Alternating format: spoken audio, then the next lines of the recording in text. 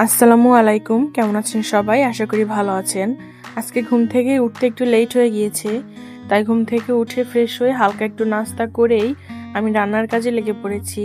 এই যে এখানে আমি পেঁয়াজ, রসুন, আলু খোসা ছাড়িয়ে এবার ভালো করে ধুয়ে কেটে নিয়েছি। আর এই যে গোটা মশলাগুলো আমি দিয়ে দিয়েছি যে পাত্রে আমি রান্না করব। আলুগুলো আমি একটু বড় বড় সাইজ করে রেখেছি। আমি আজকে রান্না করব হাঁসের মাংস, আলু দিয়ে কালো ভুনা করব। গোটা মশলা আমি ব্যবহার করেছি স্টারনিচ, বড় এলাচ, আর দারচিনি, তেজপাতা, পেঁয়াজ, রসুন, আদা বাটা, লবণও সাথে দিয়ে দিয়েছি, লবঙ্গ দিয়েছি। সবকিছু একটু ভালো করে ভেজে নিয়েছি। এরপরে আমি গুঁড়া মশলাগুলোও দিয়ে দিলাম। গুঁড়া মশলা আমি দিয়েছি হলুদ, মরিচ, ধনিয়া, জিরা, গরম মশলার গুঁড়া, আর আমি গোলমরিচও গুঁড়া করে দিয়েছি, আর আস্তেও দিয়েছি গোলমরিচ। সব মশলাগুলো একটু ভালো করে কষিয়ে এরপরে আমি রাজহাঁসের মাংসগুলো দিয়ে দিলাম। মাংসটা ভালো করে কষিয়ে নিব। এই যে কষাতে কষাতে একদম মাংসটা কালো হয়ে গিয়েছে, যেহেতু আমি কালো ভুনা করব। আর হাঁসের মাংস কিন্তু কষানোর উপরেই স্বাদ বাড়ে, অনেক বেশি স্বাদ হয়। যত বেশি কষানো হবে হাঁসের মাংস তত বেশি মজা হবে। এই যে আমি ভালো করে কষিয়ে নিয়েছি। তারপরে এই যে আলুগুলো দিয়ে দিলাম। আলুগুলো দিয়ে আরও একটু ভালো করে আমি কষিয়ে নিচ্ছি। যে দেখুন এখনই কালারটা কত সুন্দর এসেছে, মনে হচ্ছে যেন এখনই খেয়ে ফেলি। দেখুন কতটা সুন্দর। মাংসের সাথে আমি আলুটাও ভালো করে কষিয়ে নিয়েছি। আমি মাংসটা মিডিয়াম আঁচে রেখে তারপরে ঢাকা দিয়ে দিয়ে কষিয়ে নিয়েছি। আমার কষাতে কষাতেই মাংসটা অনেকটা সিদ্ধ হয়ে গিয়েছে। এরপরে আমি যেহেতু কালো ভুনা করব, তাই পানি অল্প ব্যবহার করব, তাই কষাতে কষাতেই অনেকটা সিদ্ধ করে নিয়েছি। এই যে আমার কষানো হয়ে গিয়েছে, এখন আমি পানি দিয়ে দিব সিদ্ধ হওয়ার জন্য ভালো করে। আজকে শুধুই একটা তরকারি রান্না করব, কারণ আজকের এমনিতে ঘুম থেকে উঠতে লেট হয়ে গিয়েছে। আমি একদম ঘুম থেকে উঠে তারপরে মাংস তখন ভিজিয়েছি ঘুম থেকে ওঠার পরে। তারপরে মশলাগুলো রেডি করলাম, এতেই অনেক লেট হয়ে গিয়েছে আজকের। আরও বেশি তরকারি রান্না করতে গেলে, তাই আমি আজ একটা তরকারি রান্না করব। এই যে এখন আমি পানি দিয়ে দিয়েছি মাংসটা ভালোভাবে সিদ্ধ হওয়ার জন্য। যেহেতু আমি ভুনা করব, তাই পানিটা অল্প দিয়েছি। শুধু মাংসটা সিদ্ধ হতে যতটুকু দরকার হয় আর কি পানি, ততটুকু আমি দিয়ে দিয়েছি। আর ঢাকনা দিয়ে আমি মিডিয়াম আঁচে রেখে ভালোভাবে মাংসটা সিদ্ধ করে নিব। আর ঝোলটা শুকিয়ে যাওয়া পর্যন্ত অপেক্ষা করব। একটু ঝোলটা দেওয়ার পরে আমি একটু মশলাটা নেড়ে দিচ্ছিলাম, যাতে নিচে কোথাও লেগে না থাকে। এই যে আমি এখন ঢাকনা দিয়ে দিয়েছি। এই যে দেখুন একটু ঢাকনা তুলে দেখছিলাম যে কতটুকু হলো মাংসটা, ঝোলটা কতটা টানলো। যে এখন অনেকটাই ঝোলটা টেনে গিয়েছে। এখন একটু নেড়ে দিচ্ছি যাতে নিচে লেগে না যায়। নেড়ে দিচ্ছিলাম। আর আমি একটু লবণটাও চেক করে নিলাম যে লবণটা ঠিক আছে কিনা। দেখলাম লবণটাও ঠিক আছে, একদম সবকিছু পারফেক্ট। তারপর এই যে আবার আমি ঢাকনা দিয়ে দিচ্ছি। ঢাকনা দিয়ে তারপরে ওয়েট করব একদম রান্না শেষ হওয়া পর্যন্ত। এই যে রান্নাটা আমার প্রায় হয়ে গিয়েছে, একদম ঝোলটা শুকিয়ে গিয়েছে প্রায়, নিচে মশলাগুলো লেগে যাচ্ছে। আমার মাংসটা হয়ে গিয়েছে, দেখুন কত সুন্দর লাগছে। যেহেতু কালো ভুনা, তাই একটু কালো কালো আসবে কালারটা, এটাই স্বাভাবিক। আর অনেক মজাও হয়েছে। ঘ্রাণে পুরো রান্নাঘর ম করছিল। আমার রান্না করে আমি রুমে নিয়ে এসেছি।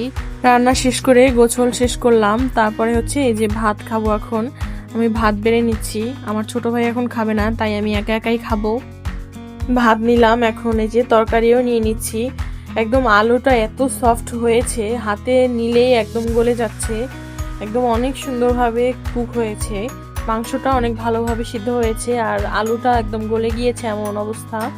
কিন্তু অনেক মজা হয়েছে, আলুগুলোর ভিতর পর্যন্ত একদম মশলা প্রবেশ করেছে। খুবই মজা হয়েছে খেতে। কয়েকদিন যাবৎ যে পরিমাণে বৃষ্টি হচ্ছে, আমার মনে হয় পুরো বাংলাদেশে অনেক বেশি বৃষ্টি হচ্ছে। আমাদের গ্রামের বাড়িতে একদম নদীর পাড় ছোঁয়া ছোঁয়া হয়ে গেছে পানি, এত পরিমাণে বৃষ্টি হয়েছে। এখনো অবশ্য বৃষ্টি হয় আমাদের বাড়িতে। আম্মুর সাথে কথা বলে শুনলাম আমাদের বাড়ি থেকে নদী বেশি দূরে নয়, আমাদের বাড়ি থেকে নদীর পাড়ে যেতে মোটামুটি 10-15 মিনিটের মতো লাগে। অনেকটা কাছেই আমাদের বাসা থেকে নদী। আমরা কিন্তু একদম নদীর তাজা মাছও খেতে পাই, কারণ আমাদের যেহেতু নদী কাছে, তাই একদম তাজা মাছ আমরা সব সময় খেতে পারি। তাজা ইলিশ মাছ বা নদীর অন্য কোনো তাজা মাছ, আমরা একদম তাজা তাজা মাছই খেতে পারি। এই যে আমি এখন ভাতটা খেয়ে নিচ্ছিলাম, খুবই মজা হয়েছে। এত মজা যা বলার বাহিরে, আলুটা একদম গলে যাচ্ছিল। প্রতি লোকমায় আমি একটু করে আলু নিচ্ছিলাম আর মাংস ছিঁড়ে ছিঁড়ে নিচ্ছিলাম। খুবই মজা হয়েছে মাংসটা। আমার কাছে রান্না করাটা খুবই কষ্টের মনে হয়, আমার একদম রান্না করতে বিরক্ত লাগে, কিন্তু কি আর করার, কিছুই করার নেই। যেহেতু একা মানুষ, একা থাকি, খেতে তো হবেই, না খেয়ে তো আর থাকা যাবে না। আর বাইরের খাবারও বা কতদিন খাওয়া যায়, বাইরের খাবারের কি অবস্থা সবাই তো জানেন। তাই বাইরের খাবার আমি সহজে খাই না, কিন্তু যখন আমার রান্না করা হয় না বা সময় পাই না রান্না করার, তখন আমার বাইরে থেকেই খেতে হয়। এই যে তারপর আমি খাওয়া শেষ করে এখন আমার মাছগুলোকে খাবার দিচ্ছিলাম। মাছের খাবারগুলো একদম ছোট ছোট। এই যে আমি খাবারগুলো দিচ্ছি, মাছগুলো ছোট, খাবারগুলো ছোট ছোট। আর আমার যে মাছের ছোট ছোট বাচ্চাগুলো আছে সেগুলো তো এরকম ছোট ছোট খাবারগুলোও খেতে পারে না।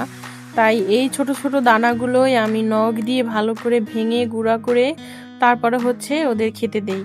যেহেতু আমার মাছগুলো একদম ছোট, তাই 3 বেলায় অল্প অল্প করে খাবার দেই। বেশি খাবার দিলে আবার পানি নোংরা হয়ে যাবে, তাহলে তো বারবার পানিও চেঞ্জ করতে হবে। এই যে দেখুন কতটা গুঁড়ো করেছি, একদম গুঁড়ো করে নিয়েছি। তারপর এই যে খাবারগুলো দিয়ে দিলাম মাছগুলোকে। এখন ছোট ছোট বাচ্চাগুলো সব খাবারগুলোই খাবে।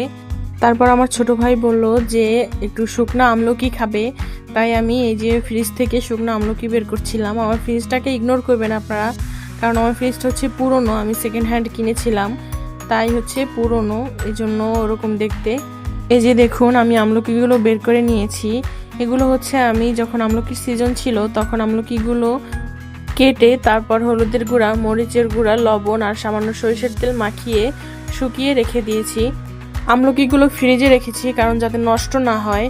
এই যে তারপর আমি আর আমার ছোট ভাই একটু একটু করে খেয়ে নিচ্ছিলাম। খাওয়া শেষ করে আমি একটু রেস্ট নিচ্ছিলাম। তারপর বিকেলবেলা দেখলাম এখন বৃষ্টি হচ্ছে না। দুপুর পর্যন্ত অনেক বৃষ্টি হয়েছে, এখন বৃষ্টি থেমে গেছে, আকাশও অনেকটা পরিষ্কার হয়ে গিয়েছে। ভিডিওটি কেমন লাগলো জানাবেন, লাইক, কমেন্ট, শেয়ার করবেন এবং সাবস্ক্রাইব করে পাশে থাকবেন। ভালো থাকবেন সবাই, আল্লাহ হাফেজ।